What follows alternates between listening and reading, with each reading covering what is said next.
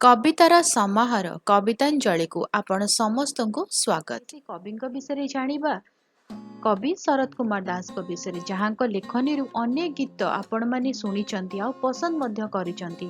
ମୁଁ ଯେ ତାଙ୍କ ବିଷୟରେ କ'ଣ ଅଧିକା କହିବି, ତାଙ୍କ ଲେଖାଗୁଡ଼ିକ ଖୁବ୍ ଜୀବନ୍ତ ଏବଂ ହୃଦୟସ୍ପର୍ଶୀ। ତେଣୁ ଏହି ଚ୍ୟାନେଲରେ ତାଙ୍କ କବିତାର ପିଢ଼ିକୁ ଖୋଲିବା।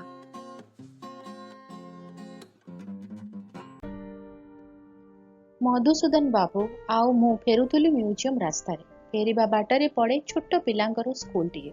ଅଟୋରିକ୍ସାରେ ଲଦି ହୋଇ କିଛି ପିଲା ଫେରୁଥିଲେ ନିଜ ଘରକୁ। କେତେ ଚାଲି ଚାଲି ବସ୍ତାନିର ଭାର ବୋହି। ଛୋଟ ବୟସକୁ ବସ୍ତାନିର ବୋଝ ଢେର କଷ୍ଟ ଦେଉଥିଲା ତାଙ୍କ କଳ ଦେହକୁ। ପୁଣି ଅସରନ୍ତି ହୋମୱାର୍କ, କାଲି ପାଇଁ ଲେଖାଥିବ ଡାଏରୀରେ। ଶାସକ, ପ୍ରଶାସକ, ଶିକ୍ଷକ, ସଚେତନ ନାଗରିକ କେହି ବୁଝନ୍ତିନି ପିଲାଙ୍କ ଦୁଃଖ। ଅଚାନକ ଆମ ସହିତ ଯୋଡ଼ି ହୋଇଗଲେ କବିବନ୍ଧୁ ଶରତ ବାବୁ। ତିନି ବନ୍ଧୁ ଏ ପ୍ରସଙ୍ଗକୁ ନେଇ ଢେର ଆଲୋଚନା କରି ଘରମୁହାଁ ହେଲୁ। ହେଲେ ଶରତ ବାବୁଙ୍କ କବିପ୍ରାଣ ଗୁମରି ଉଠିଲା ଏ ପିଲାମାନଙ୍କ ବସ୍ତାନି ବୋଝ ଦେଖି। ଲେଖି ବସିଲେ କବିତାଟି। ଆସନ୍ତୁ ଜାଣିବା କ'ଣ ଲେଖିଛନ୍ତି କବିବର। କବିତାର ଶୀର୍ଷକ ହେଉଛି ବସ୍ତାନି ବୋଝ। ପିଲାଟି ବସ୍ତାନି ମୁଣ୍ଡେଇ ଫେରୁଥିଲା ସ୍କୁଲରୁ। ବାଟରେ ପଡ଼ିଲା ମନ୍ଦିର। ଠାକୁରଙ୍କୁ ନେହୁରା ହୋଇ କହିଲା, ଠାକୁରେ, ମୋତେ ବସ୍ତାନି ବୋଝରୁ ରକ୍ଷା କର। ଘରେ ପହଞ୍ଚୁ ପହଞ୍ଚୁ ଖାଇବାକୁ ଦେଇ ପଚାରିବ ବୋଉ, ଭଲ ନମ୍ବର ଆଣିଛୁ ତ ଅଙ୍କ ଖାତାରେ? ହୋମୱାର୍କ ପ୍ରଥମେ ଶେଷ କର, ତାପରେ ଖେଳିବାକୁ ଯିବୁ। ଅଫିସରୁ ଡେରିରେ ଫେରିବେ ବାପା। ପଢ଼ା ଟେବୁଲରେ ବସି ନଥିଲେ ବର୍ଷିଯିବେ ଅବପାତ ବର୍ଷା ପରି। ଦର୍ଶେଇ କହିବେ ରାମ ଦାବଙ୍କ ପୁଅ ଝିଅ ଶ୍ରେଣୀରେ ପ୍ରଥମ ହେଇଛନ୍ତି।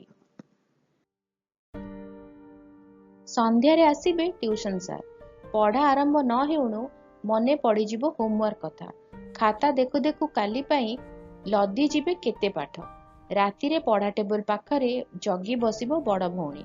ହୋମୱାର୍କ ନ ସାରି ପାରିଲେ ମନେ ପକେଇ ଦେବ ସାରଙ୍କ ମାଡ଼ଗାଳି। ହୋମୱାର୍କ ନ ସରୁଣୁ ଆସିଯିବ ନିଦ। ହୋମୱାର୍କ ଯମରାଜା ହୋଇ ସ୍ୱପ୍ନରେ ଆସିବ।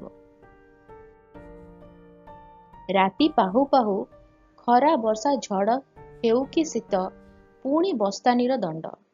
କାହିଁ ଖେଳକୁଦ ଛୁଟି, ସ୍ନେହ ପ୍ରେମ ଆଦର। ହେ ଠାକୁରେ, ମୋତେ ବସ୍ତାନି ବୋଝରୁ ରକ୍ଷା କର। କେମିତି ଲାଗିଲା କବିତାଟି? ବିଚିତ୍ର କଥା ନା? ପିଲାଟିର ମନକୁ କବି କେଉଁଭଳି ଭାବରେ ବୁଝିଗଲେ ଆଉ ଲେଖିଦେଲେ ଏତେ ସୁନ୍ଦର କବିତାଟି।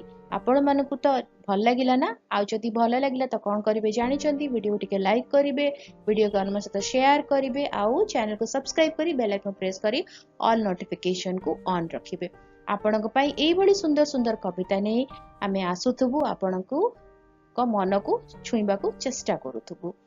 ତାହେଲେ ରହୁଛି ଆପଣଙ୍କ ଅନାମିକା। ଯଦି କିଛି ଦୋଷ ତ୍ରୁଟି ରହିଗଲା ତାହେଲେ କ୍ଷମା କରିବେ। ଦେଖା ହେବା ଆଗାମୀ ଅଧ୍ୟାୟରେ। ନମସ୍କାର।